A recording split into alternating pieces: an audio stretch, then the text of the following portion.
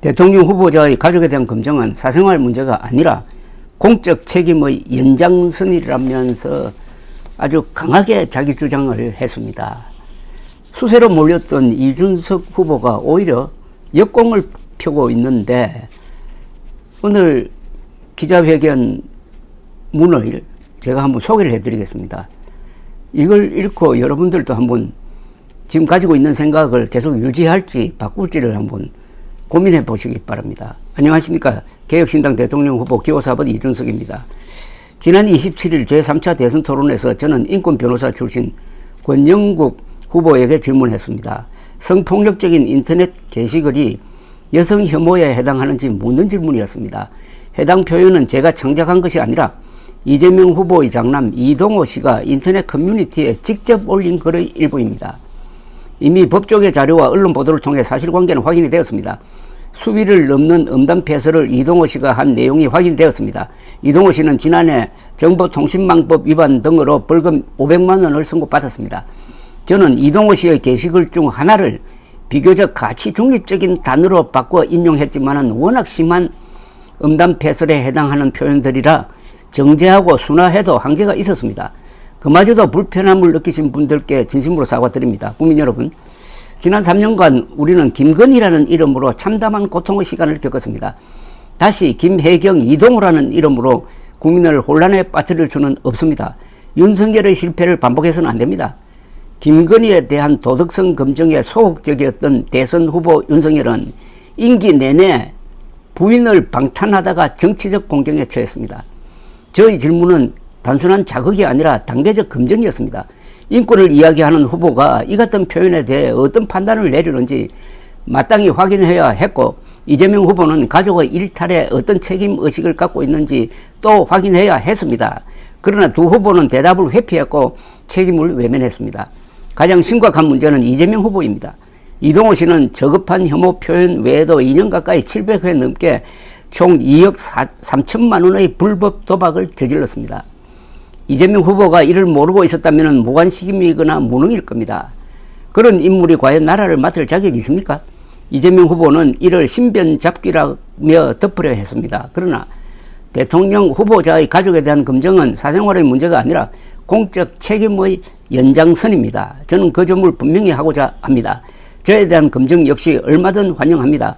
그런데 지금 문제를 제기한 저에게 혐오인 낙인을 찍는 집단 린치가 계속되고 있습니다. 민주당, 시민단체, 유튜버 등이 총출동해 저를 향한 인신공격에 나섰고, 선거사무소 앞에서는 사퇴를 급박하는 시위까지 이어졌습니다. 상식의 눈높이에서 묻습니다. 제가 한 질문 가운데 어디에 혐오가 있습니까? 정말 성범죄자로 지탄받아야 할 이는 누구입니까? 이것이 이재명 후보가 더욱 막강한 권력을 갖게 되었을 때 우리가 마주할 미래입니다. 표현의 자유, 검증의 의무는 사라지고 집단으로 가해지는 린치와 권력에 대한 충성만 남게 될 것입니다. 하지만 저는 굴복하지 않습니다. 진실을 덮으려는 시도에는 단호히 맞설 것이며 법적 책임도 함께 물을 것입니다. 오늘 오후 2시까지 사실관계를 반대로 뒤집어 저에 대해 방송과 인터넷 등에서 허위 사실을 유포하거나 게시한 이들은 자진 삭제하고 공개 사과하십시오. 그렇지 않으면 강력한 민형사상 대응에 나설 것입니다. 국민 여러분, 부모는 자식을 위해 헌신합니다. 그러나 자식이 파괴적인 길로 가는 것을 외면하는 것은 책임이 아니라 방임입니다. 권력 욕에 눈먼 지도자가 가족조차 책임지지 않는다면 그에게 국민을 맡길 수는 없습니다. 그래서 저는 어디서든 어떤 조건이든 후보 간 토론에 응하겠다고 제안한 바 있습니다. 지금도 유효한 제안입니다. 오늘부터 사전투표가 시작됩니다.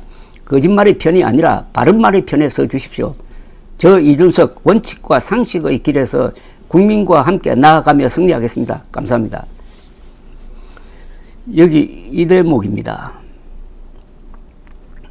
부모는 자식을 위해 헌신합니다. 그러나 자식이 파괴적인 길로 가는 것을 외면하는 것은 책임이 아니라 방임입니다.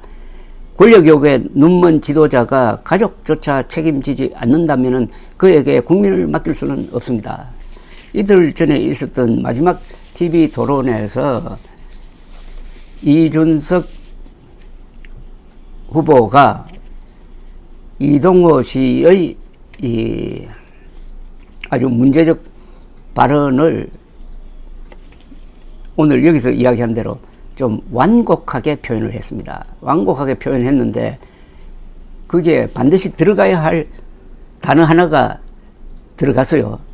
이것까지 다른 용어로 바꿀 수 없었을까 하는 생각은 듭니다만은 지금 이준석 해명대로라면은 그것조차도 가장 순화시킨 거다 뭐 이런 이야기입니다. 그 단어 하나가 문제입니다. 젓가락이 문제가 아니라 그 앞에 나오는 두 글자의 단어 하나, 이게 과연 이준석 후보를 비난할 수 있느냐. 근데 그 용어는 일반적으로 방송 용어로는 적합하지 않는 건 사실입니다. 그러나 이게 보통 방송이냐, 공인에 대한 검증, 공인 중에서도 가장 중요한 한 나라의 국민의 운명을 결정할 수도 있는 그 공인의 성품이라든지 또는 그 가족에 있어서의 문제를 검증하는 데 있어서 이 정도의 표현이 과연 허용되어서는 안 될 수준이냐, 이게 여성 폄하냐 하는 논란이 지금 이어지고 있습니다.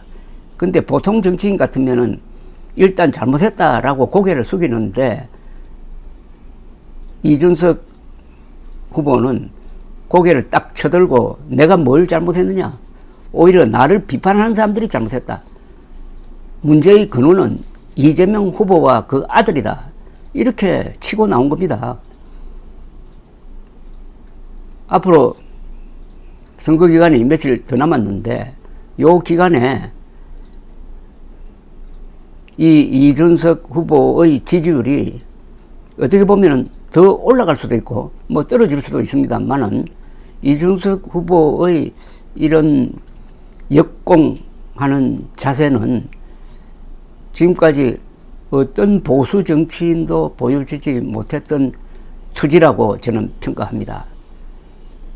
다만 그 글자 두 개로 표시된 그 단어를 다른 표현으로 어떻게 할 수 없었을까 하는 그런 생각은 합니다만은 이런 문제 제기가 여성 혐오라는 것은 그건 말도 안 되는 어떻게 보면은 마녀 사냥적 용어라는 생각이 들었습니다. 제가 이런 생각을 갖게 된 거는 이준석 후보의 오늘 기자회견문이 가진 설득력에 제가 영향을 받은 면도 있습니다. 그래서 한동훈, 이준석 두 사람은 말과 글이 되는 사람이다 라고 지금 이야기하고 있는 겁니다. 말과 글이 되는 사람은 반대자까지 설득할 수 있는 사람입니다. 감사합니다.